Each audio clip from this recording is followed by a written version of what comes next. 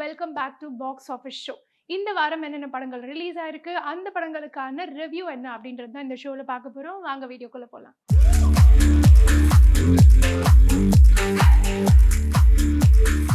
இன்னைக்கு நம்ம பார்க்க போற படம் காதல் ரீசெட் ரிப்பீட். படத்தோட காஸ்ட் அண்ட் க்ரூ யாருன்னு பார்த்தோம்னா, director AL Vijay and music director Harris Jayaraj, cinematographer Aravind Krishna and editor Antony.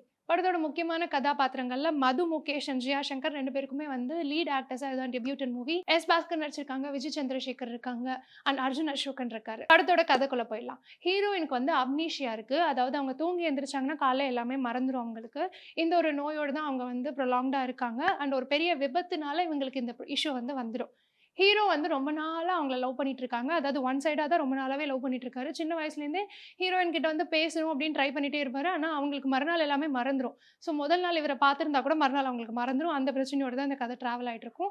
இந்த விஷயத்தை வச்சு குட்டி குட்டி அழகா நிறைய காமெடிஸ் வந்து ப்ளே பண்ணியிருப்பாங்க. மது முகேஷ் வந்து அவர் வந்து இந்த படத்துல ஒரு இன்ட்ரோவர்ட் கேரக்டர். ஸோ ஹீரோ வந்து பயங்கர இன்ட்ரோவர்ட்டா இருப்பாரு. பேசுறதுக்கு ரொம்ப தயங்குவாரு.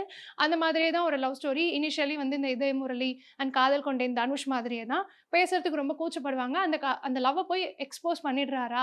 அவங்க இத அக்செப்ட் பண்ணிக்கிறாங்களா? இவங்களுக்கு இருக்க இந்த பிரச்சனையினால இது எப்படி இவங்களுக்கு நீடிச்சு போகுது? அப்படின்றது தான் இந்த படத்துல ஒரு பெரிய இஷ்யூவாவே இருக்கு.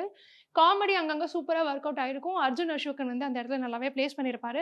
முக்கியமா இவங்களுக்கு இருக்க இந்த பிரச்சனைய வச்சு நிறைய காமெடி பண்ற சீன்ஸ் எல்லாமே வந்து சூப்பரா ஒர்க் அவுட் ஆயிருக்கும். சினிமாட்டோகிராஃபி ரொம்பவே நல்லா இருந்தது. அரவிந்த் கிருஷ்ணா வந்து ஸ்காட்லாண்டே வந்து ரொம்ப அழகா காமிச்சிருப்பாரு. படத்துல ஒவ்வொரு சீன்ஸ்லயுமே வந்து அதுல இருக்க ரிவர்ஸா இருக்கட்டும், அதுல இருக்க பேக் ட்ராப்ஸா இருக்கட்டும், ரொம்ப நல்லாவே வந்து பார்க்கறதுக்கு ரொம்ப விஷுவல் ட்ரீட்டா இருந்தது. படத்தோட ஒரு முக்கியமான விஷயம் ஹாரிஸ் ஜெயராஜோட மியூசிக். நிறைய ஹேஷ்டேக்ஸ்லாம் பார்த்திருப்பீங்க. ஹாரிஸ் மாமா இஸ் பேக் அப்படின்ற மாதிரி ஹேஷ்டேக்ஸ்லாம் போட்டிருப்பாங்க.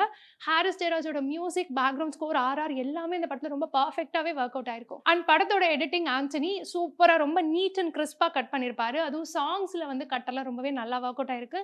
எல்லாமே வந்து நீட்டா பண்ணியிருக்காரு. ஆண்டனியோட ஜாப் இஸ் வெரி குட். படத்தோட பாசிட்டிவ்னு பார்த்தீங்கன்னா, சினிமாட்டோகிராஃபி அண்ட் எடிட்டிங் ரொம்பவே நல்லா ஒர்க் அவுட் ஆயிருந்தது. ஆக்டர்ஸ் அவங்களோட ரோல ரொம்ப நீட்டா பண்ணியிருந்தாங்க. மது முகேஷா இருக்கட்டும், ஜியா சங்கரா இருக்கட்டும்.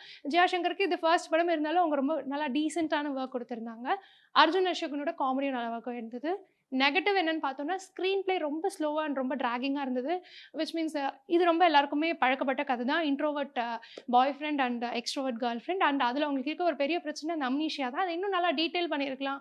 அதை வச்சு இன்னும் நல்லா காமெடிஸை ஒர்க் அவுட் பண்ணியிருக்கலாம் அப்படின்றது என்னோட ஒரு ஒப்பீனியனாக இருந்தது. நெகட்டிவ் வந்து ஸ்க்ரீன் பிளேவாக மட்டும்தான் இருந்தது. மற்றபடி கதை மொத்தமாகவே ஒரு பேக்கேஜாக நீட்டாக எப்பவும் எல்லாரும் விரும்புகிற ஒரு லவ் ஸ்டோரியாக தான் இருந்தது. ஸோ காதல் reset repeat on theatres now. ஃப்ரெண்ட்ஸோட பார்த்து என்ஜாய் பண்ணலாம். தாராளமாக இந்த வீக்கெண்ட்ஸ் வந்து காதல் ரீசெட் ரிப்பீட்டோட கொண்டாடுங்க. இந்த வாரம் அந்த படங்களுக்கான ரிவ்யூஸ் என்னன்றதை தெரிஞ்சிருந்திருப்பீங்க. மேலும் நெக்ஸ்ட் வீக் என்னென்ன படங்கள் வரப்போகுது, அதுக்கான ரிவ்யூஸ் என்னன்றதை நெக்ஸ்ட் வீக் உங்ககிட்ட சொல்கிறேன். பாய்.